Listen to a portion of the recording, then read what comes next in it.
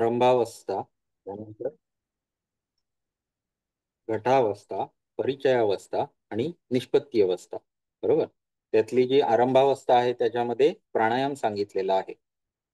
हं. आणि प्राणायामाच्या म्हणजे आधी आसन सांगितलं, त्यानंतर प्राणायाम सांगितला. या प्राणायामाच्या मात्रा म्हणजे वेगवेगळ्या प्रकारे मात्रा सांगितल्या. म्हणजे दिवसातून किती वेळा करायचं, त्याच्याच बरोबर किती मात्रेत करायचा, त्यानंतर दिवसाच्या कुठल्या वेळी करायचा आणि किती दिवस लागतील सिद्ध होण्यासाठी, इथपर्यंत सगळ्या मात्रा या स्वरूपात सांगितलं. त्यानंतर त्याच्यातले फायदे काय, म्हणजे त्याच्यामुळे कुठली लक्षणं निर्माण होतील, ती सर्व सांगून झाली. त्यानंतर काय करू नये आणि काय करावं, म्हणजे आहार कसा असावा, विहार कसा असावा, याविषयीचं मार्गदर्शन केलं. काय खावं, काही नको खाऊ, सगळं इन डिटेल सगळं सांगितलेलं आहे. आणि त्यानंतर प्राणायाम सिद्ध होऊ लागल्यानंतर काय लक्षणं उत्पन्न होतात. उदाहरणार्थ पद्मासनातला योगी बेडकाप्रमाणे उड्या मारू लागतो. त्याच्यानंतर तो आकाशात स्थिर व्हायला लागतो.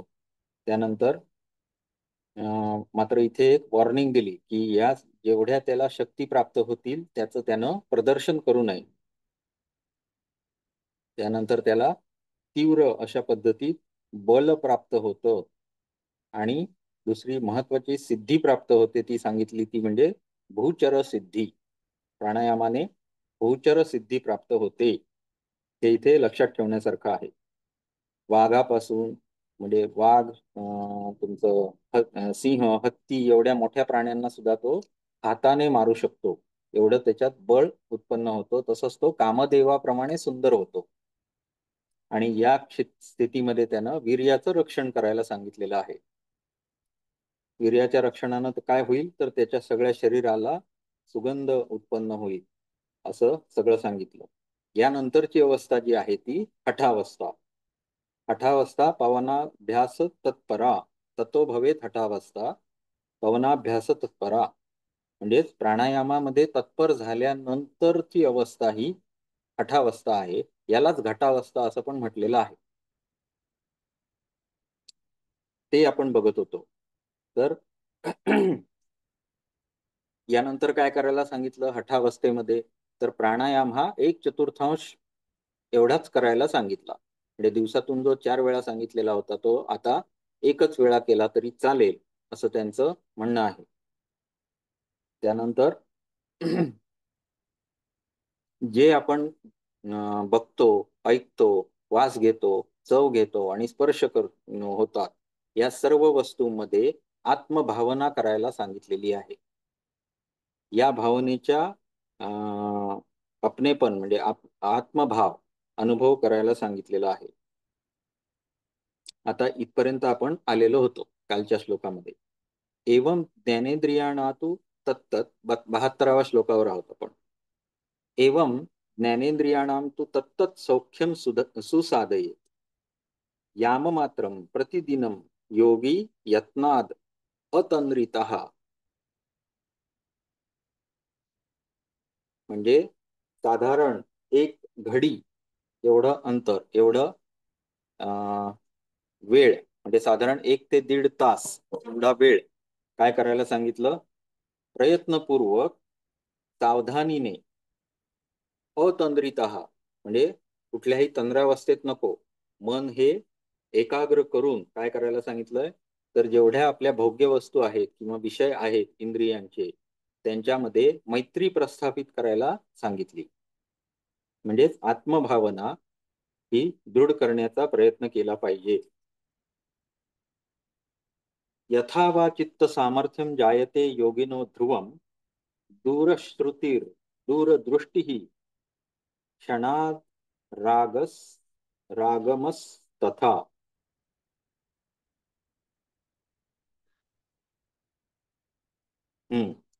जेव्हा यथा वा चित्त सामर्थ्यम, मनाची शक्ती हळूहळू सामर्थ्यवान व्हायला लागल्यानंतर, म्हणजे चित्त जेव्हा सामर्थ्यवान व्हावं लागेल तसं योग्याला काय प्राप्त होईल, दूरश्रुती म्हणजे दूरवरचं ऐकायला येणे, खूप दूरवरचं ऐकायला येणे.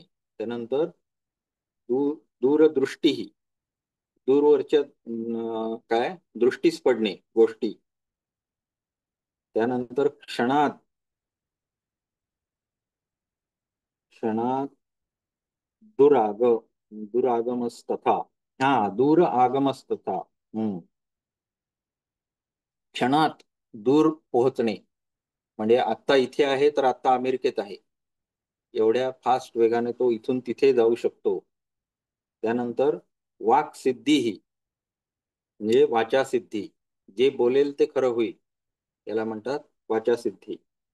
त्यानंतर रूपत्वम म्हणजे तो काम देवाप्रमाणे रूप होतं त्याचं, अत्यंत सुंदर होतो. अदृश्य करणी तथा म्हणजे अदृश्य होण्याची शक्ती त्याला प्राप्त होते. मलमूत्र प्रलेपेन लोहादेहे स्वर्णता भवे म्हणजे मलमूत्रांचा लेप करून तो लोखंडाला सुद्धा सोन्यामध्ये बदलू शकतो, अशी सिद्धी त्याला प्राप्त होते. प्राणायामाच्या सिद्धी वेगळ्या आहेत मॅडम, लक्षात ठेवून ह्याच्यावर काम केलं पाहिजे. प्राणायामाच्या ज्या सिद्धी आहेत त्याच्यामध्ये काय आहे, तर भूचर सिद्धीपर्यंतच आहे, बरोबर आहे. परंतु त्याच्यामध्ये सुद्धा कामरूपता सांगितलेलीच आहे, बरोबर आहे. इथे पण सांगितली, परंतु इथे आधी काय सांगितलं, तर आधी इंद्रियांच्या सिद्धी सांगितल्या, म्हणजे दूरचं ऐकायला येणे, दूरचं दिसणे, हे आधी सांगितलं. त्यानंतर दूरगमन हे सांगितलं. त्यानंतर वाक सिद्धी म्हणजेच इंद्रियाचंच झालं. त्यानंतर तो सुंदर दिसायला लागतो. त्यानंतर मलमूत्राचा लेप करून तो सुवर्ण बनवू शकतो लोहापासून. हम्म. खे गतिस्तस्य जायेत संतताभ्यास योगतः सदा बुद्धिमता भाव्यम योगिना योग सिद्धये. ह्या काय सतत अभ्यास केल्यानंतर, खे म्हणजे आकाश, हा, ख म्हणजे आकाश, संस्कृत झालेलंच आहे तुमचं. ख म्हणजे आकाश, तर तो आकाशात सुद्धा गती करू शकतो. खे गतिस्तस्य म्हणजे आकाशात सुद्धा चालू फिरू शकतो तो. ज्या आहेत संतताभ्यास योगतः सतत अभ्यास केल्यानंतर निरंतर अभ्यासानं आकाशात सुद्धा चालू शकतो. सदा बुद्धिमता भाव्यम योगिना योग सिद्धये म्हणून बुद्धिमान योग्याने या सिद्धींविषयी काय करावया, भावना करावी किंवा गंभीरतेनं विचार करावा. या सिद्धींचा, एवढ्या सिद्ध्या तुम्हाला सिद्धी प्राप्त होऊ शकतात, तर यांचा गंभीरतेनं विचार केला पाहिजे. आता हे गंभीरतेनं का विचार करायला पाहिजे हे पुढच्या श्लोकात सांगतात. एते विघ्ना महासिद्धैर न रमेत तेषु बुद्धिमान न दर्शयेत स्वसामर्थ्यम यस्य कस्यापि योगिराट. या सिद्धी किंवा महासिद्धी मोक्ष प्राप्तीमध्ये काय आहेत, बाधा आहेत. कारण काय होईल, मनुष्याला एकदा या सिद्धी प्राप्त झाल्या की त्यांच्या मोहात पडून लोकांना चकित करणे, पैसे मिळवणे किंवा ऐश्वर्य प्राप्त करण्यासाठी कुठले तरी मार्ग अवलंबणे, अशा पद्धतीत मनुष्य भरकटू शकतो. म्हणून त्यांनी काय सांगितलं की या सिद्धींच्या मोहामध्ये पडायचं नाही. योग प्राप्तीमध्ये किंवा मोक्ष प्राप्तीमध्ये ह्या बाधा आहेत. म्हणून बुद्धिमान योग्याने काय केलं पाहिजे, या या सिद्धीमध्ये फसणं किंवा अडकणं टाळलं पाहिजे. उसे अपनी इस शक्ति का किसी के सामने भी प्रदर्शन नहीं करना चाहिए. न दर्शये स्वसामर्थ्यम स्वतःचं सामर्थ्य कधीही डिस्प्ले करायचं नाही, दाखवायचं नाही. यथा मूढो यथा अंधो यथा बधिर एव वा तथा वर्तेत लोकस्य स्वसामर्थ्यस्य गुप्तये. कसं आचरण ठेवलं पाहिजे ह्या सिद्धी प्राप्त झालेल्या योगाने, तर त्यानं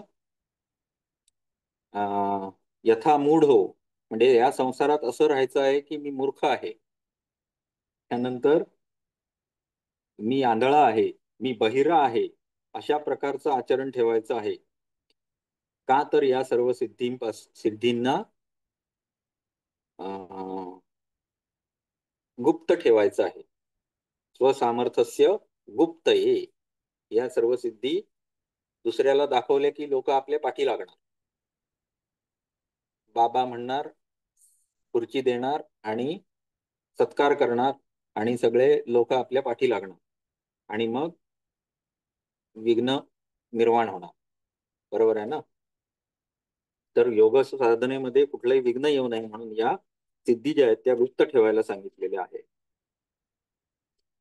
शिष्याश्च स्वस्वकार्येषु प्रार्थयन्ति न संशयः तत्तत् कर्म करव्यग्रह स्वाभ्यासे अविस्मृतो भवेत्.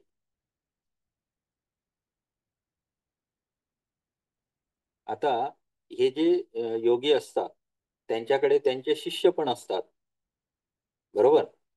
कारण स्वतः पण तो योगी अभ्यास करत असतो, त्याबरोबर इतरांना शिकवत पण असतो. मग असे जे त्यांचे शिष्य असतात त्यांच्याविषयीच सांगितलंय आपलं कर्तव्य काय. शिष्य उसके शिष्य अपने अपने कार्यों के लिए योगी का समय चाहते ही है, इसीलिए शिष्यों के काम में व्यस्त रहकर उसे अपना अभ्यास नहीं भुलाना चाहिए. म्हणजे गुरु जरी असला तरी त्यानं शिष्याना आपलं काम देऊन आपल्यासाठी थोडा वेळ काढला पाहिजे. स्वतःचं काम हे विसरून चालणार नाही. आपल्याला योग मार्गावर पुढे जायचं असेल तर त्यानं अभ्यास सतत चालू ठेवला पाहिजे. पुढे अविस्मृत्य गुरोर्वाक्यम अभ्यसेत तद अहर्निशम. अविस्मृत्य म्हणजे विसरता कामा नाही. काय? गुरोर्वाक्यम, गुरुनं आपल्याला दिलेलं वाक्य विसरायचं नाही. अभ्यासेत तद अहर्निशम, त्याचा अभ्यास अहर्निशपणे म्हणजे दिवस रात्र केला पाहिजे. एवं भवेत हठावस्था संतताभ्यास योगतः. निरंतर योगाभ्यास केल्याने अशी हठावस्था उत्पन्न होते. आता इथे गुरुकडनं दिलेलं वाक्य असं इथे म्हटलेलं आहे.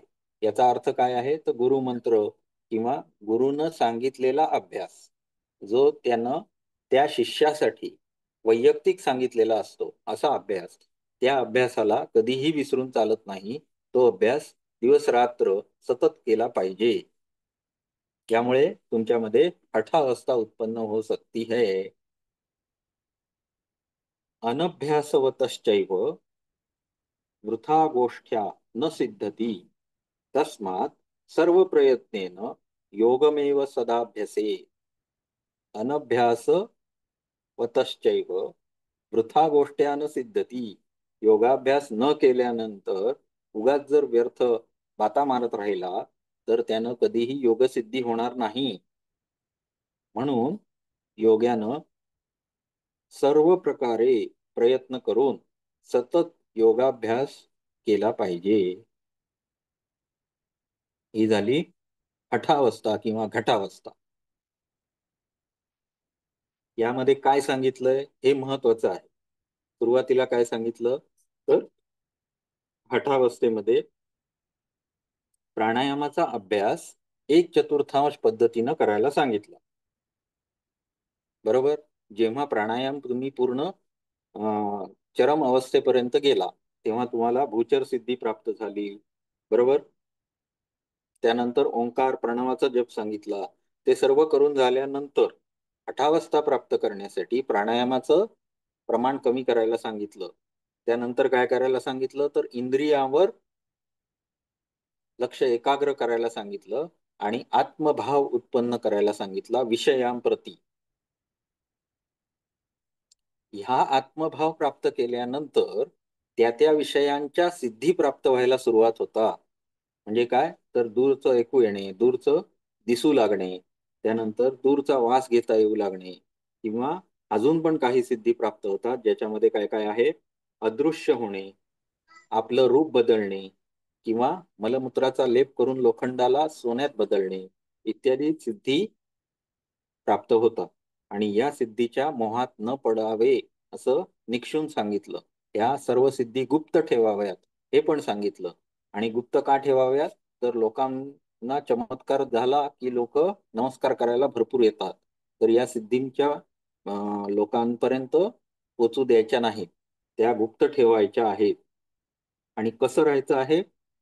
तर जसं मूर्ख आहे, मी मूर्ख आहे, मला ऐकायला येत नाही, मला दिसत नाही, अशा पद्धतीत राहायचं आहे. आणि अभ्यास आपला मात्र चालू ठेवायचा आहे. जरी तुमच्याकडे शिष्य असतील, त्यांना त्यांचा वेळ आवश्यक वाटत असेल, तरीही त्यांचा वेळ देऊनही आपल्यासाठी वेळ काढला पाहिजे. आणि गुरुवाक्याचा अहर्निश अविस्मृत्य म्हणजे रात्रंदिवस आणि कधीही न विसरता गुरुवाक्याचा अभ्यास सतत केला पाहिजे. नुसत्या गोष्टी मारून, गप्पा मारून योग सिद्ध होत नाही, तर योगाचा प्रयत्नपूर्वक अभ्यास करावा लागतो. हे हठावस्थेमध्ये सांगितलं. यानंतरची आहे ती परिचयावस्था. ततः परिचयावस्था जायते अभ्यासयोगतः वायुः परिचितो यत्नाद अग्निसह कुंडलीम. आता परिचय किंवा परिचयावस्था ही आली. ही परिचय अवस्था कशी आहे? तर जेव्हा तुम्ही योगाच्या पहिल्या दोन अवस्था आहेत या पार करून जेव्हा जाणार, तेव्हाच तिसरी अवस्था उत्पन्न होणार आहे. त्यामुळं जायते अभ्यास योगतः, हठाचा अभ्यास केल्यानंतर तुम्हाला हळूहळू परिचय अवस्था यावू लागेल. वायू परिचितो यत्नात अग्निसह कुंडलीम.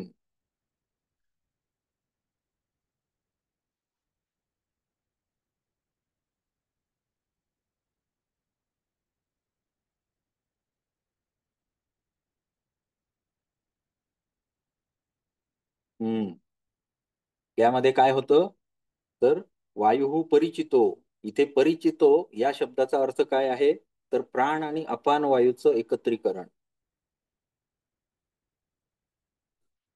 प्राण आणि अपान वायूचं एकत्रीकरण यामध्ये होतं. आणि यत्नपूर्वक म्हणजे प्रयत्नपूर्वक काय? अग्निसह कुंडली, कुंडलिनीला अग्निसोबत कुठे सुषुम्ना नाडीमध्ये प्रवेश करायचा प्रयत्न करायचा आहे. पुढच्या श्लोकामध्ये ह्याचा अर्थ आहे पूर्ण, म्हणजे दोन श्लोक एकत्र खरी घ्यायला पाहिजे, परंतु पुढच्या श्लोकामध्ये सुषुम्नेचा उल्लेख आहे. भावयित्वा सुषुम्नायाम प्रवेशेद अनिरोधतः वायुना सह चित्तम च प्रविशेच्च महापथम. आता इथे महापथ हा शब्द सुषुम्नेला उद्देशून आहे. काय करायचं आहे? या अवस्थेमध्ये प्राणवायू अपान वायू बरोबर मिळवायचा आहे, परिचित करायचा आहे. त्यानंतर त्याच्यासह अग्नीला जोडायचं आहे. आणि अग्नी प्राणअपान या सर्वांमध्ये परत कुंडलिनीला जागृत करून तिलाही सुषुम्ना किंवा महापथामध्ये प्रविष्ट करायचं आहे.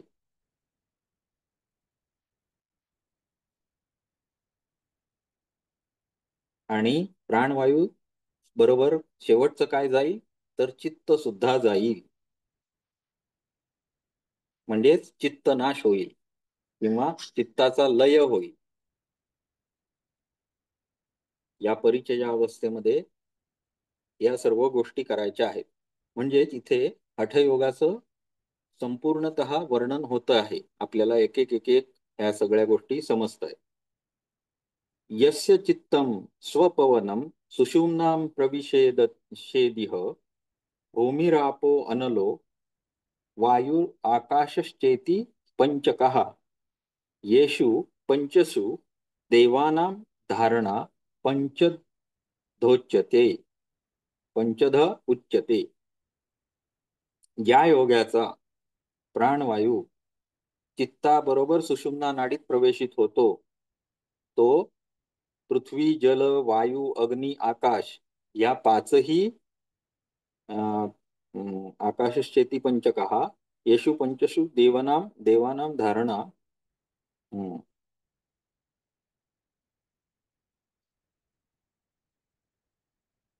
या पाचही महाभूतांवर धारणा कशा पद्धतीत त्यानं करावी किंवा देवांवर धारणा कशी करावी हे आता आम्ही सांगणार आहोत. उच्यते, सांगतो आहोत. येषु पंचषु देवानां धारणा पंचधा उच्यते. ज्याचं काय झालेलं आहे, चित्त हे काय झालेलं आहे, सुषुम्नेत प्रवेशित झालेलं आहे, अशा योगाचं सांगत आहेत. काय तर पंचमहाभूत जी आहेत त्यांच्या शक्ती किंवा देव यांच्यामध्ये धारणा कशा प्रकारे करायची हे आता पुढे सांगणार आहेत. पहिल्यांदा काय करायचं आहे, तर परिचय अवस्थेमध्ये सुरुवातीला प्राण-अपान एकत्रीकरण अग्नीसह कुंडलिनीला सुषुम्नेमध्ये प्रवेशित करणे पहिलं करायचं काम. त्यानंतर चित्ताला पण त्याच्याबरोबर जोडून द्यायचं, म्हणजे चित्त सुद्धा सुषुम्नेमध्ये प्रवेशित करायचं. आणि हे केल्यानंतर पुढे काय करायचं आहे, तर पंचमहाभूतांवर कशा प्रकारे शक्ती, पंचभूतांच्या शक्ती कशा मिळवायच्या, त्यावर धारणा कशी करायची, तसंच देवांवर सुद्धा धारणा कशी करायची हे आता पुढे सांगणार आहोत. पादादी जानुपर्यंतम पृथ्वी स्थानमुच्यते. पायांपासून गुडघ्यांपर्यंत जानुपर्यंत पृथ्वीचे स्थान आहे. आता ही जी धारणा आहे, या सर्व धारणा आपल्याला पंचमहाभूतांचे जे आपल्या शरीरामध्ये अस्तित्व जे आहे त्याच्यावर करायची आहे. यत पिंडे तत् ब्रह्मांडे, जे आपल्या शरीरामध्ये आहे ते सर्व सृष्टीमध्ये सगळीकडे पसरलेलं आहे हे आपण जाणतो.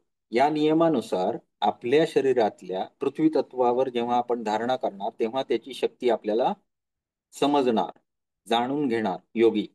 बरोबर. मग चित्ताची जी अवस्था आहे ती आता कशी झालेली आहे, तर चित्ताला आपण सुषुम्नेमध्ये प्रवाहित केलेलं आहे. बरोबर आहे. तर मग आता सर्वात खालपासून त्याला वरपर्यंत न्यायचं आहे, ब्रह्मरंध्रापर्यंत. मूलाधार चक्रापासून ब्रह्मरंध्रापर्यंत हा प्रवास आता होणार आहे. मग त्याच्यामध्ये सुरुवात शेवटचं खालचं जे आहे ते म्हणजे पृथ्वी तत्व. त्याचा पहिलं काय सांगतायत, महती सांगतायत की पायापासून गुडघ्यापर्यंत पृथ्वीचं स्थान आहे. पृथ्वी चतुरस्रम च पीतवर्णम लवर्णकम पार्थिवे वायुमारोप्य लकारेण समन्वितम ध्यायं चतुर्भुजाकारं चतुर्वक्त्रं हिरण्मयं धारयेत् पंचघटिकाः पृथिवी जयम आपनुयात् पृथ्वी योगति मृत्युर्न भवेत अस्य योगिनः. काय काय करायचं बघा. तर पृथ्वीचे जे स्वरूप सांगितलंय ते कसं आहे, 4 कोश आहेत. त्यानंतर त्याचा रंग पिवळा आहे. त्याचं बीजाक्षर लम आहे. हे व्यवस्थित लिहून ठेवा, कारण हे कसं आहे, हे सगळं आपल्याला पुढे जेव्हा आपण हठयोग प्रदीपिका, घेरंड संहिता असे ग्रंथ जेव्हा आपण वाचणार आहोत, तर या ग्रंथांमध्ये आपल्याला विविध ठिकाणी चक्रांचा अभ्यास येणार आहे. आणि चक्रांचा जेव्हा आपण अभ्यास डीप किंवा अजून खोलवर जाऊन करणार आहोत तेव्हा या सर्वाची गरज लागते. कारण या सर्वाचं मातृ उपनिषद म्हणून हे उपनिषद आहे. हठयोगाचं जे मूळ स्रोत आहे तो हा योग तत्वोपनिषदच आहे. त्यामुळे हे सर्व आपल्याला माहिती पाहिजे. याच्यातून आपण विविध अर्थ त्या ठिकाणी पण काढू शकतो. जसं योग तत्वमध्ये निषदामध्ये काय सांगितलेलं आहे हे जेव्हा तुम्हाला माहिती असेल तेव्हा तुम्ही हठयोग प्रदीपिका वाचताना पाठी जाऊन आपल्याला हे रेफरन्स बघता येतात आणि त्याच्यानुसार आपल्या ज्ञानाची वाढ होते. कारण मी आता पूर्ण एम ए योगा पूर्ण झालो म्हटल्यानंतर माझी हठयोग प्रदीपिका पण त्यावेळी झालेली आहे. मग त्या अनुषंगाने पुन्हा जेव्हा मी ह्याच्याकडे वळून बघतो, सिंहावलोकन करतो, तेव्हा माझ्या ज्ञानात भर पडते. हे मला जाणवतं. 2 दिवस पण आघाडी पाऊस तुम्हाला उद्या परवा. काय म्हणताय?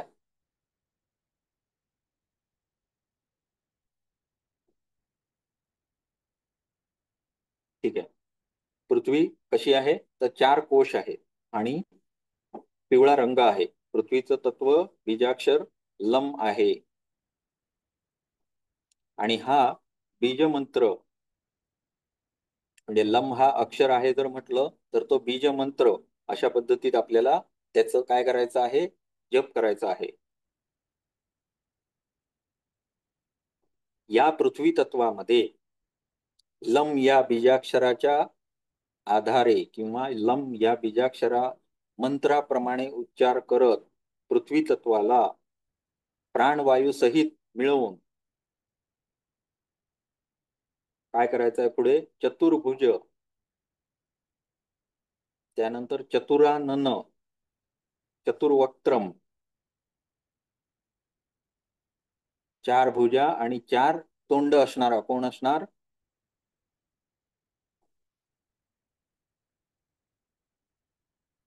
हा, बरोबर, ब्रह्मा. हिरणमयम, तेजोमय ब्रह्मा. 5 घड़ी तक ध्यान करते रहने से, 5 तास अंदाजे ध्यान करायला सांगितलंय. कोणाचं? चतुर्वक्त्र आणि चतुर्भुज ब्रह्मा, तेजोमय ब्रह्मा. त्यांचं ध्यान केल्यानंतर 5 तास योगी पृथ्वी तत्वावर अधिकार प्राप्त करू शकतो. हे घडी म्हणजे काय सर? किती काय काळ घडी असेल? म्हणजे साधारण 1 तास. हो. 1 तास 20 मिनिटं किंवा 1 तास 12 मिनिटं काही ठिकाणी लिहिलेलं आहे. साधारण 1 तास. परफेक्ट त्याची मापं आहेत. हा, परफेक्ट मापं आहेत. म्हणजे घडी म्हणजे थोडक्यात तुम्हाला सांगायचं तर ते यंत्र, वाळूका यंत्र असतं बघा, ते त्याच्यात वाळू वरती भरल्यानंतर ती खाली पूर्ण पडायला जो वेळ लागतो तो 1 घडी. हा, मग ती जी घडी आहे ती साधारणतः 1 तासाची आहे. तर हे पृथ्वी तत्वावर अधिकार कसा प्राप्त करायचा याचं हे उदाहरण दिलं. आता पृथ्वी तत्वाविषयीचा आपल्याला पूर्ण माहिती लिहिता येईल की त्याचा 4 कप्प्याची आहे, त्यानंतर 4 कोश आहेत त्याच्यामध्ये, त्यानंतर पिवळा रंग आहे. कोश म्हणजे काय? साधारण लक्षात येतंय? कोश म्हणजे आवरण. ओके. गोल एखादी वस्तू आहे, त्याच्या आतमध्ये काहीतरी आहे, त्याच्यावर काहीतरी आहे, त्यावर काहीतरी आहे, त्यावर काहीतरी आहे, अशा पद्धती. तर हे जे कोश आहे त्याच्यातला सर्वात वरचा रंग जो काही असेल तो पिवळा रंग असेल. त्यानंतर बीजाक्षर लम आहे आणि लम या बीजमंत्रानंतर प्राणवायू सहित मिळवून चतुर्भुज आणि तेजोमय ब्रह्माचं ध्यान केल्यानंतर पृथ्वी तत्वावर जय प्राप्त करता येतो. आणि पृथ्वी तत्वाला वश केल्यानंतर काय सिद्धी प्राप्त होतील?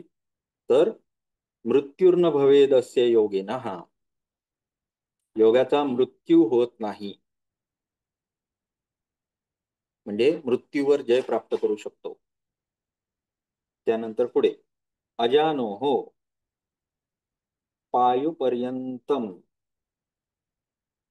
अपां स्थानम प्रकीर्तितम. अजानोह म्हणजे गुडघ्यांपासून पायूपर्यंतम म्हणजे गुदापर्यंत हे सर्व कशाचं स्थान आहे? अपाम स्थानम, जलाचं स्थान आहे, जलमहाभूताचं स्थान आहे. आपो अर्धचंद्रम शुक्लम च वम बीजम परिकीर्तितम. जलतत्व कसं आहे? तर अर्धचंद्राकार आणि सफेद रंगाचा आहे, चंद्राप्रमाणे सफेद, शुक्लम. आणि त्याचं बीजाक्षर काय आहे? वम आहे. वम बीजम परिकीर्तितम. पुढे वारुणे वायुमारोप्य वकारेण समन्वितम. इथे कसं करायला सांगितलंय? व या बीज मंत्राचा आधार घेऊन मंत्र जप करून वायू सहित काय करायचं आहे? वायूवर आरोप करून, आरोप्य म्हणजे वायूवर वायू बरोबर काय करायचं आहे? जलतत्वाला काय करायचं आहे? समन्वितम समन नारायणम देवम चतुर्बाहुं किरीटिनम शुद्ध स्फटिक संकाशम पीतवास समुच्युतम. इथे देव कुठला सांगितलेला आहे? नारायण म्हणजे विष्णू. विष्णू देवाला इथे सुद्धा 5 घडी म्हणजेच पंचघटिका पर्यंत काय करायचं आहे? ध्यान करायचं आहे विष्णूचं. आणि विष्णूचं स्वरूप कसं सांगितलंय? चतुर्भुज, मुकुट, किरीट, मंडित, चतुर्भुज विष्णू स्वरूपाचं ध्यान करायचं आहे. आणि 5 घडीपर्यंत वम या बीजाक्षराने ध्यान करायचं आहे. पीतवास शुद्ध स्फटिक संकाशम. विष्णूचा रंग कसा आहे? शुद्ध स्फटिकाप्रमाणे. आणि पीतवास समुच्युतम पिवळ्या रंगाचं धोतर नेसलेलं आहे. पिवळ्या रंगाचं वस्त्र विष्णू परिधान केलेलं आहे. धारयेत पंचघटिका सर्व पापैही प्रमुच्यते. असं पंचघटिका ध्यान केल्यानंतर, धारणा केल्यानंतर सर्व पापैही प्रमुच्यते, सर्व पापांपासून तो मुक्त होतो. ततो जलाध्ययम नास्ति जले मृत्युर्न विद्यते. जलाद भयम नास्ति, जलापासून त्याला कुठलंही भय उरत नाही. जले मृत्युर्न विद्यते आणि पाण्यापासून त्याला मृत्यू येत नाही किंवा पाण्यात बुडून मृत्यू येण्याची शक्यता नाहीशी होते. आता ह्या ज्या सिद्धी आहेत, या सिद्धी मग प्राप्त का करायच्या असा प्रश्न काही जणांना पडतो. मग एवढ्या सिद्धी प्राप्त झाल्या तर लोकांचं भलं केलं तर काय बिघडलं, असे प्रश्न विचारणारे पण लोक असतात. परंतु योग्यानं एकदा जर ती गोष्ट सुरुवात केली तर काय होईल? तर अनेक लोक गर्दी करून आपापले प्रॉब्लेम सोडवायला सुरुवात करतील. उपयोग करून घेणे चालू होईल आणि योगाचा स्वतःचा अभ्यास नाहीसा होईल. हे होऊ नये म्हणून ह्या गोष्टी गुप्त ठेवायला सांगितलेल्या आहेत. आणि त्याचबरोबर दुसरी काय गोष्ट आहे? तर कुठल्याही योगी जर बघितला तर त्यानं अशा ठिकाणी कुटी बांधलेली आहे जी निर्जन आहे, निर्जन स्थानी झोपडी बांधलेली आहे. त्याच्यानंतर तो कृश झालेला आहे. त्याच्यानंतर तो एकटा ध्यानमग्न झालेला आहे. यावेळी त्याला बाहेरच्या परिस्थितीचं काही ज्ञान असणार नाही किंवा तो एकटा आहे अशा ठिकाणी त्याला या सर्व सिद्धींचा उपयोग करता येतो. उदाहरणार्थ त्याला कुठला प्राणी जवळ येऊन त्रास देत असेल तर त्याला घालवता येईल. त्याच्यानंतर त्याला जेवण खाण हा एक मोठा प्रश्न असतो. तर त्यावेळी सुद्धा त्याला भुकेवरची शक्ती प्राप्त झालेली असते. तो भुकेला जिंकतो, तो आपल्या तहानेला जिंकतो. अशा वेळी त्याला निरंतर योगाभ्यास करण्यासाठी या सिद्धींचा वापर करायचा असतो. तो दुसऱ्यासाठी वापर करून त्याची गुप्तता नष्ट करायची नसते. आता ह्याचं स्थान बघा, परत एकदा रिपीट करूया. ह्याचं स्थान कुठपासून कुठपर्यंत आहे? गुडघ्यापासून गुदास्थानापर्यंत जल महाभूताचं स्थान आहे. आणि याचं बीजाक्षर आहे ते वम आहे आणि देवता विष्णू आहे. विष्णूचा रंग कसा आहे? शुद्ध स्फटिकाप्रमाणे आहे. चतुर्भुज आहे. त्यानंतर त्यानं मुकुट धारण केलेला आहे आणि पीत वस्त्र धारण केलेलं आहे. अशा विष्णूचं ध्यान करत काय करायचं आहे? वम या बीजाक्षरानं जलमहाभूताला सुद्धा प्राणवायू मार्फत आरूढ करायचं आहे. प्राणवायू मार्फत वर ढकलायचं आहे. आता पुढे अपायोर हृदयांतम च वह्निस्थानं प्रकीर्तितम. कुठपासून कुठपर्यंत? गुदापासून ते हृदयापर्यंत अग्नीचं स्थान आहे. वह्निस त्रिकोणम रक्तम च. वह्निस त्रिकोणम, वह्नी कसा आहे? त्रिकोणी आकाराचा आहे. इथे आकार कुठला सांगितला होता? अर्धचंद्र. आणि पृथ्वीचा आकार कसा सांगितला होता? तर 4 कोशांचा. बरोबर. इथे वन्नी हे त्रिकोणाचं सांगितलेलं आहे. रक्तमच लाल रंगाचा, रेफाक्षर समुद्भवम म्हणजे बीजमंत्र कुठला आहे? रम आहे.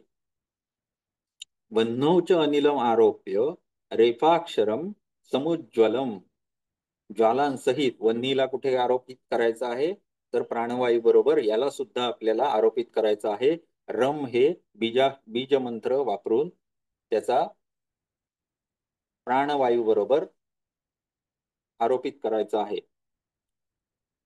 त्रिअक्षम वरदम रुद्रम, तीन नेत्रवाला कोण? रुद्र किंवा शिव. तरुणादित्य सन्निभम, तरुण आदित्य म्हणजे उगवता सूर्य. तरुण आदित्य सन्निभम त्याचा रंग सांगितलेला आहे, कसा आहे? भस्मोद्धुलित, भस्म त्याच्या अंगावर भस्म उद्धलित केलेलं आहे, भस्म त्याच्या अंगावर टाकलेलं आहे. सर्वांगम सुप्रसन्नम अनुस्मरम, स्मरण कशाचं करायचं आहे? तर तीन डोळे असणारा, त्याच्यानंतर ज्याचा रंग तरुण आदित्याप्रमाणे आहे, याच्या अंगावर पूर्ण भस्म लेपित आहे आणि सुप्रसन्नम अशी त्याची मुद्रा आहे. धारयेत पंचघटिका वह्निनासौ न दाह्यते, न दह्यते शरीरम च प्रविष्टम स्यात् अग्निमंडले. अग्निचक्रावर जेव्हा तुम्ही प्रविष्ट कराल, चक्रापर्यंत प्रविष्ट कराल कोणाला? कुंडलिनीला, तेव्हा काय काय होईल?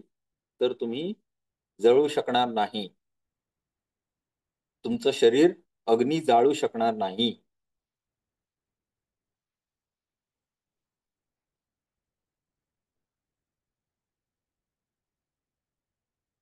अशा या शिवाचं ध्यान करायला इथे सांगितलेलं आहे.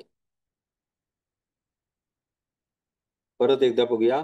पहिलं आधी स्थान कुठचं आहे? महाभूत आता कुठला आपण बघतो आहे? अग्नि महाभूत, बरोबर. अग्नि महाभूताचं स्थान कुठे आहे? बुधापासून ते सांगा मॅडम, बोला. गुदापासून हृदयापर्यंत. बरोबर. आकार कसा आहे? त्रिकोणी. आणि तीन भुज. रंग? हा, रंग कसा आहे? पिवळा. लाल. लाल रंग. हा, रक्तमच. आणि त्याचं लाल. बीजमंत्र कुठचं आहे? रम. रम हा बीजमंत्र आहे. आता हा जो बीजमंत्र आहे याच्या बरोबर प्राणवायूला मिळवून रुद्राचं ध्यान करायला सांगितलेलं आहे.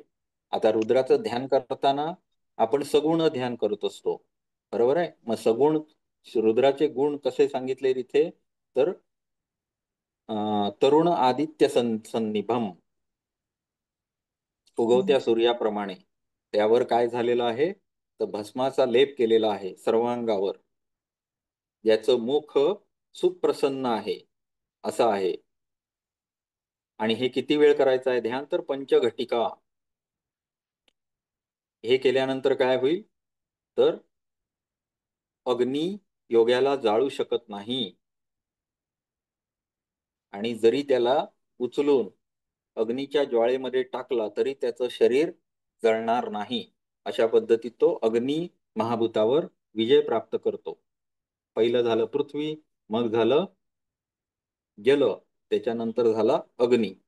आता पुढे काय असणार आहे?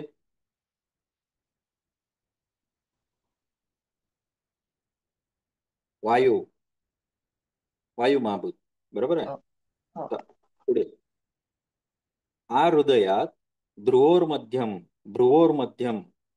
वायुस्थानम प्रकीर्तितम, हृदयापासून ते आज्ञाचक्रापर्यंत भ्रुवोर्मध्यम दोन भुवयांच्या मध्य ठिकाणी हे काय आहे? वायूचं स्थान आहे. वायू षटकोणकम, कसा आहे? षटकोनाचा आहे, षटकोनी आकाराचा आहे. कृष्णम काळ्या रंगाचा आहे. य यकाराक्षर भासुरम म्हणजे त्याचा बीजमंत्र काय आहे? यकार हा आहे. मारुतम मारुतां स्थाने यकाराक्षरम भासुरम. मरुत देवता. मरुत ही एक देवता आहे. तीच या कशाची, वायू तत्वाची अधिपती आहे.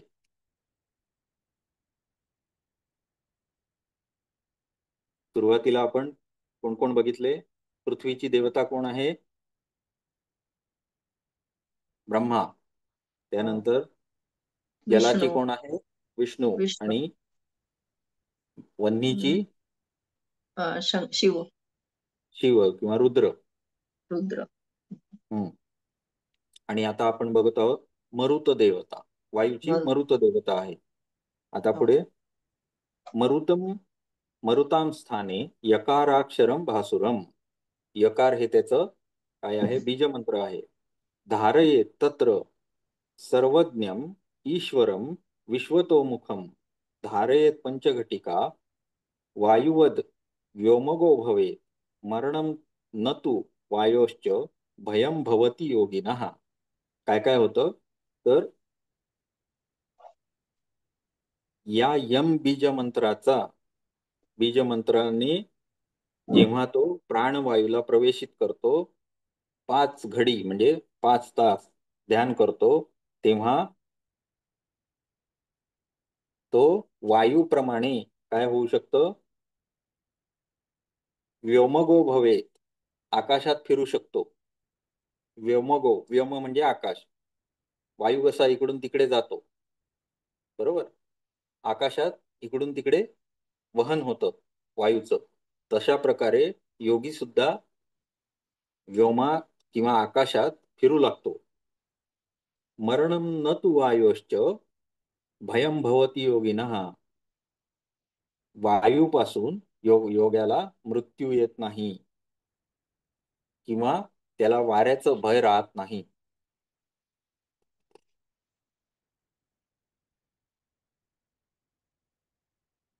पुढे आभ्रू मध्यात्तु मूर्धांतम आकाशस्थान उच्यते.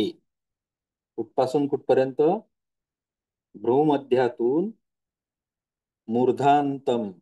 मूर्ध म्हणजे सहस्रार चक्र, बरोबर? मूर्धा इथपर्यंत हे कशाचं स्थान आहे? आकाशाचं स्थान आहे. व्योम वृत्तम. वृत्त म्हणजे गोलाकार, चक्राकार. हा, चक्राकार. आकाशाचा आकार गोल आहे. आणि धूम्रम आहे, तर धूम्र धुराप्रमाणे आहे. आणि हकाराक्षरम भासुरम.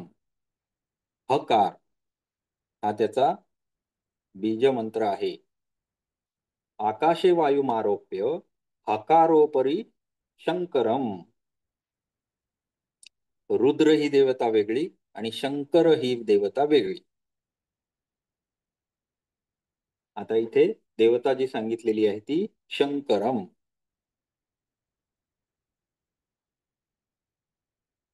आता त्या शंकराचं वर्णन. का? तर आपल्याला ध्यान करायचं आहे. ध्यान करायचं आहे तर आपल्याला सगुण शंकर कशा पद्धती त्यांनी वर्णन केलेलं आहे बघा. बिंदुरूपम महादेवम व्योमाकारम सदाशिवम शुद्ध स्फटिक संकाशम घृतवालेन्दु मौलिनम पंचवक्त्रयुतम सौम्यम दशबाहुं त्रिलोचनम सर्वायुधैर सर्व आयुधैर धृताकारम सर्वभूषण भूषितम उमार्धदेवम वरदम सर्वकारणकारणम आकाशधारणम आकाशधारणातस्य खेचरत्वम भवेत् ध्रुवम यत्र कुत्र स्थितो वापि सुखमत्यन्तमश्नुते एवं च धारणा पंच कुर्याद योगी विचक्षणः. आता ह्याचं वर्णन बघूया काय काय आहे. तर शंकर ही जी देवता आहे ती कशी आहे? बिंदुरूप किंवा वीर्य स्वरूप आहे. आता जर हठयोगाचा विचार केला तर हठयोगामध्ये 2 बिंदू सांगितलेले आहेत आणि त्या दोन्ही बिंदूंचं शरण होण्यापासून वाचवा असा हठयोगाचा आदेश आहे. दोन बिंदू कुठचे? ऊर्ध्व बिंदू आणि अधो बिंदू. ऊर्ध्व बिंदू हा अमृताप्रमाणे वर्णन केलेला आहे, ज्याच्यामध्ये वेगवेगळी आसनं सुद्धा सांगितलेली आहेत, वेगवेगळ्या मुद्रा सुद्धा सांगितल्या आहेत, ज्याने ऊर्ध्व बिंदू अग्नीमध्ये, पोटातल्या अग्नीमध्ये पडून क्षरण होऊ नये म्हणून वेगवेगळे उपाय सुचवलेले आहेत. आणि हा अमृत बिंदू जो आहे तो आपल्या आज्ञाचक्राच्या पाठी मूर्धस्थान जे आहे तिथून क्षरित होतो आणि तो अग्नीमध्ये पडतो आणि पोटातल्या अग्नीमध्ये जाऊन भस्मीभूत होतो असतो. परंतु त्याचं रक्षण करणे हे एक काम सांगितलेलं आहे. बरोबर. आणि त्याचबरोबर दुसरं काय सांगितलेलं आहे, तर अधोबिंदूचं सुद्धा नियंत्रण करायला सांगितलेलं आहे, जे वीर्य स्वरूपात आहे.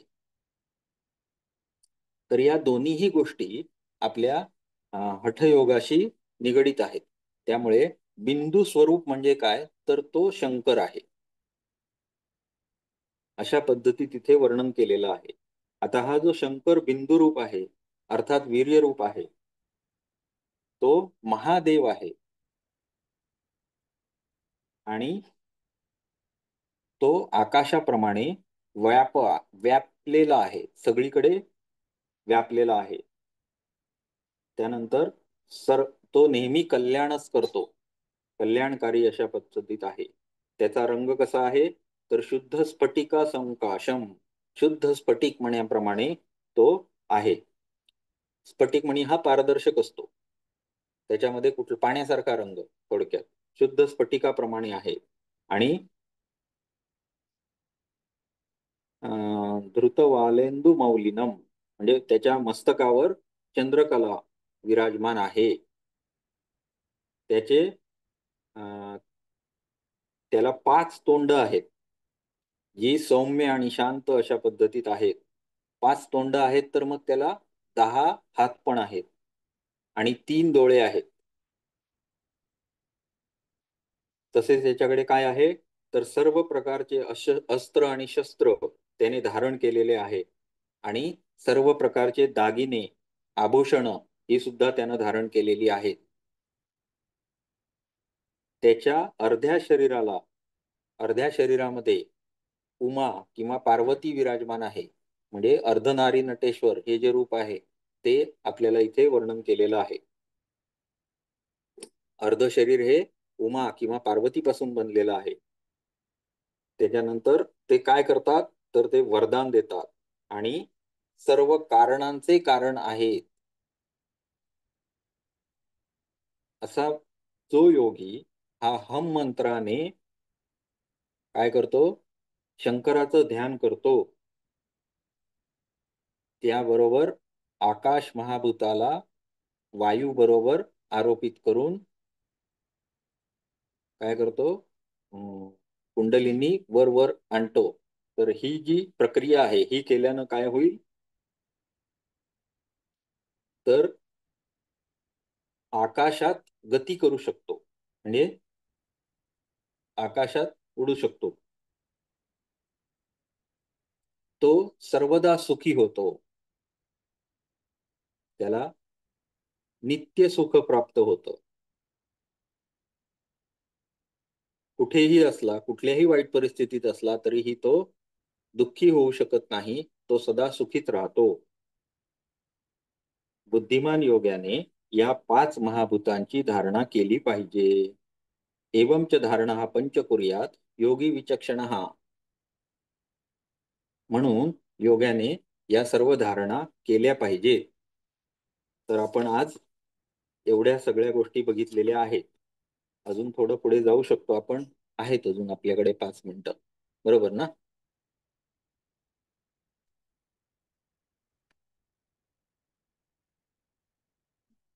हम्म.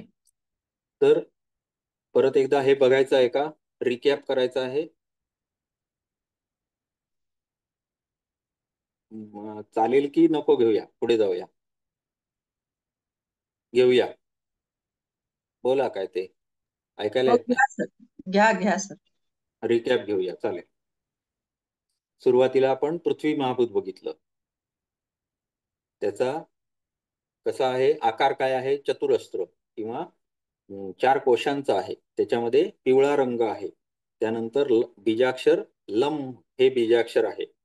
आणि या बीजमंत्राने प्राणवायू सहित मिळवून चतुर्भुज अशा तेजोमय ब्रह्माचं ध्यान करायला सांगितलेलं आहे. चतुर्भुज आणि चतुर्मुख अशा ब्रह्माचं ध्यान करायला सांगितलेलं आहे. आणि किती वेळ, तर 5 घडी. हम्म तर पृथ्वी तत्वावर काय होतो, अधिकार प्राप्त होतो. आणि असा योग्याला काय मिळतं, तर तो मृत्यू पाहू शकत नाही. मृत्यूपासून त्याला भय राहत नाही. आणि याचं स्थान कुठे आहे, तर पायापासून, पायाच्या म्हणजे बोटापासून ते गुडघ्यापर्यंत एवढं स्थान हे पृथ्वी महाभूताचं आहे. त्यानंतरचं आहे ते म्हणजे जल महाभूत. याचं स्थान कुठे आहे, गुडघ्यापासून ते गुदापर्यंत या स्थानापर्यंत जलमहाभूताचं स्थान आहे. त्याचा आकार कसा आहे, तर अर्धचंद्राकार आणि वर्ण सफेद आहे. त्याचा बीज मंत्र वम आहे. लम नंतर वम. आणि याचा जे देवता आहे ती कोण आहे, तर विष्णू आहे. आणि विष्णूचं सुद्धा स्वरूप कसं सांगितलंय, चतुर्भुज, मुकुट धारण केलेला, शुद्ध स्फटिकाप्रमाणे त्यानं पिवळं वस्त्र धारण केलेलं आहे. अशा पद्धतीत विष्णूचं ध्यान करायला सांगितलेलं आहे. आणि वम या बीजाक्षराने जलाला प्राणवायु के साथ मिलाकर विष्णू का ध्यान करना है. त्यामुळे काय होईल, तर योगाला जलापासून कुठलाही भय राहत नाही आणि जलापासून त्याचा मृत्यूही संभव होत नाही. त्यानंतरचं आहे अग्नितत्व. अग्नितत्वाचं स्थान आहे गुदापासून ते हृदयापर्यंत. याचा आकार कसा आहे, त्रिकोणाकार. आणि रक्तरंग म्हणजे रंग लाल आहे, रक्ताप्रमाणे लाल आहे. याचा बीज मंत्र रम आहे. याचं एक कोष्टक बनवून टाका मस्तपैकी. त्या कोष्टकाप्रमाणे आपण लक्षात ठेवू शकतो. श्लोक काय पाठ करण्याची गरज नाहीये, बरोबर आहे. आता याचा जो देवता आहे ती कोण आहे, तर रुद्र. या रुद्राला आपण काय म्हणतो, तर कशी आहे म्हणजे रुद्राची जी धारणा करायला सांगितलेली आहे, तर मग त्याचं स्वरूप कसं सांगितलंय, तर उगवत्या सूर्याप्रमाणे भस्म लेपन. हा, दीप्त सूर्याप्रमाणे तेजोमय, बरोबर. म्हणजे उगवत्या सूर्याप्रमाणे. त्यानंतर शरीरावर पूर्ण भस्म लावलेलं आहे. त्यानंतर मुखावर प्रसन्नता आहे. अशा शिवाचं ध्यान करायचं आहे, रुद्राचं ध्यान करायचं आहे. यामध्ये सुद्धा तसंच की याचं जर आपण नियमपूर्वक ध्यान केलं तर काय होईल, तर अग्नीपासून भय राहणार नाही आणि अग्नीनं शरीर जळू शकत नाही, ही सिद्धी प्राप्त होते. आता समजा योगी बसलाय आणि त्याच्या कुटीला आग लागली, तर तो ध्यान अवस्थेत आहे आणि मग तो जळून जाईल पूर्ण. असं होऊ नये या गोष्टीसाठी या सिद्धी त्याला प्राप्त झालेल्या असतात. त्याचा इथे वापर होणार असतो, त्याचा इतर ठिकाणी वापर करू नये म्हणून गुप्तता ठेवायला सांगितलेलं आहे. पुढे हृदयात भ्रुवर मध्यम. हृदयापासून ते भ्रूमध्यापर्यंत हे स्थान कोणाचं आहे, वायू तत्वाचं आहे. त्याची आकृती कशी आहे, षटकोनी. त्याच्यानंतर वर्ण कसा आहे, कृष्ण वर्ण. आणि बीज मंत्र काय आहे, यम. आता देवता कुठली आहे, मरुत देवता, जे मारुताचे अधिपती आहेत किंवा वायू तत्वाचे अधिपती आहेत. त्याचं यम मंत्रानं मारुताबरोबर 5 घडी ध्यान करायला सांगितलेलं आहे. मग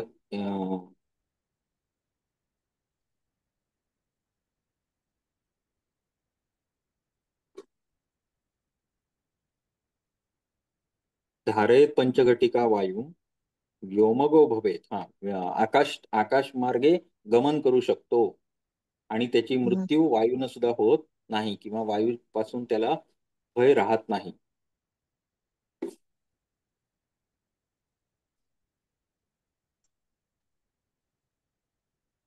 आता इथे महत्वाची गोष्ट काय आहे, तर मारुत या देवतेचं वर्णन केलेलं नाही.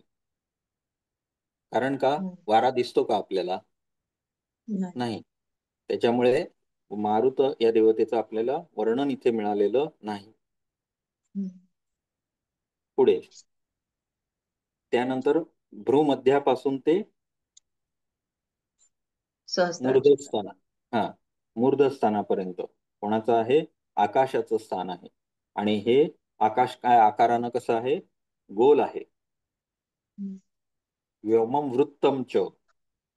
आणि रंग कसा आहे? धुरकट आहे.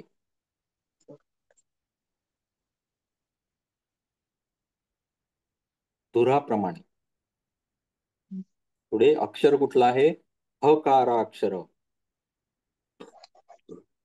ह, हम हे अक्षर आहे, बीज मंत्र आहे.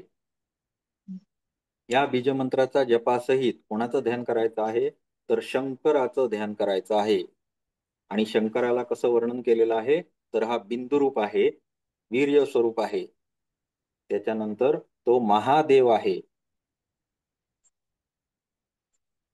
तो कसा आहे? आकाशाप्रमाणे सर्व व्यापक आहे. तो सर्वांचं कल्याणच करतो. त्याचा रंग शुद्ध स्फटिकाप्रमाणे आहे. त्याच्या मस्तकावर काय आहे? चंद्रकला विराजमान आहे. त्याला 5 तोंड आहेत, 10 भुजा आहेत आणि 3 नेत्र आहेत. ते सर्व प्रकारचं काय केलेलं आहे त्यांनी? अस्त्र आणि शस्त्रांचं धारण त्यांनी केलेलं आहे. आणि त्यांच्या या धारणा केल्यानंतर, ध्यान केल्यानंतर ते वर प्रदान करतात. कसला वर प्रदान करतात? आकाशात गती प्राप्त होते. म्हणजे आकाशामध्ये ज्याप्रमाणे वायू विचरण करतो तद्वत विचरण करता येऊ शकतं. आणि त्यावर जो वर प्राप्त होतो त्याच्यामध्ये काय होतं? तर दुःखाचा नाश होतो, सुख प्राप्ती होते, निरंतर सुख. त्याला अवस्था त्याची अशी होते की तो दुःखापासून पूर्ण विलग होतो आणि त्याला सतत सुखाची प्राप्ती होते. अशा प्रकारे 5ही महाभूतांवर विजय मिळवल्यानंतर योगी हा सिद्ध होतो किंवा त्याला सर्व सिद्धी प्राप्त होतात. आज आपण मॅक्झिमम काय बघितलं? तर सिद्धी कशा प्राप्त होतात या सगळ्या गोष्टी बघितलेल्या आहेत. आणि हठयोगातल्या आपण कशावर चालू आहोत? परिचयावस्थेमध्ये आहोत. हम्म. बरोबर आहे. पहिल्या 2 अवस्था आपल्या संपल्या. हो. आरंभावस्था, त्याच्यानंतर घटावस्था किंवा हठावस्था संपली. आता परिचयावस्था आहोत. आणि परिचय म्हणजे काय आपण बघितलं? तर प्राणाचा अपानाशी परिचय. प्राण आणि अपान एकत्रित करणे, त्यांना काय कुंडलिनी सहित, चित्तासहित, अग्निसहित मार्गस्थ करणे. कुठे? कुंडलिनी आपल्या ह्याच्यामध्ये महापथ किंवा अंतराळ. सुषुम्नेमध्ये प्रवाहित करणे, ही गोष्ट आपण बघत आहोत.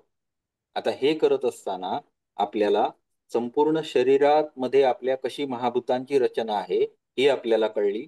त्यांच्या देवता कुठल्या आहेत त्या कळल्या. त्यांच्या धारणा करण्यासाठी आपण कुठलं बीजमंत्र वापरू शकतो हे कळलं. त्यानंतर त्या त्या स्थानाचा आकार किंवा महाभूताचा नुसार आकार कसला असतो, रंग कसला असतो, हे आपल्याला धारणा ध्यान करताना या गोष्टी महत्वाच्या आहेत. हम्म. यामुळे सिद्धी प्राप्त होत असते. तर हे आपल्याला पुढे सुद्धा हठयोग प्रदीपिकेमध्ये सुद्धा जी मंडल सांगितलेली आहेत किंवा चक्र सांगितलेली आहेत त्या संकल्पनेमध्ये या गोष्टींचा अंतर्भाव असणार आहे पुढे जाऊन. पण मूलभूत जो स्रोत आहे तो मात्र अशा पद्धतीत आहे. त्यामुळे आपण आज इथे थांबूया. पुढचं लेक्चर घेतील सर, काळिंबे सरांचं आहे वाटतं. हरिओम. हरी. हरिओम. अंजली मॅडम, काल हा. तुम्ही हायचा मेसेज टाकायला सांगितलेला, पण हा. ग्रुप वरती कसं सगळे नंबर शो होत आहेत, नेमका तुमचा कुठला ते कळत नव्हतं मला. नाव असतं ना अंजली. नाव येत ग्रुपवर नाहीये, फक्त नंबर्सच येत आहेत ग्रुप इन्फो मध्ये. मला तुमचा नंबर सांगा, मी करते. हाय, नाहीतर माझा लिहून घ्या ठीक आहे, आपल्याला चालेल. नाईन माझा फोर घ्या टू ना नंबर.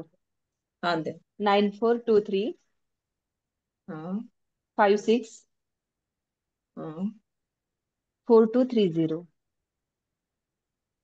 ग्रुपवर आत्ता काहीतरी टाकलंय सरांनी बरं का. 9423 एकच बघा, पीडीएफ. 5.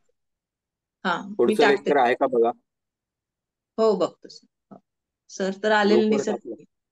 सर तर आलेले नाही नाही. आलं. हो, नाही म्हणून आले. म्हटलं. हो हो हो. 9423564230 हो, करते. कारण चालेल, होस्ट मीच थँक्यू. आहे, अच्छा. अच्छा. सर त्यामुळे सर दिसत नाही. नाही सर, दिसत नाहीये त्याचे.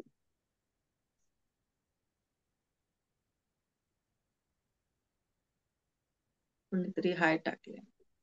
हा, ओके. सरांचा मेसेज आलाय की पुढचं लेक्चर होणार नाहीये, त्यामुळं ओके आपण इथे थांबूया. मी मीटिंग एंड करतो. ओके. नाही, हरिओम. कदाचित ते पाऊस आहे, नेटवर्कचे इश्यू असतील काहीतरी, हो त्याच्यामुळे हो, असेल. कदाचित. हो, चालेल. चालेल.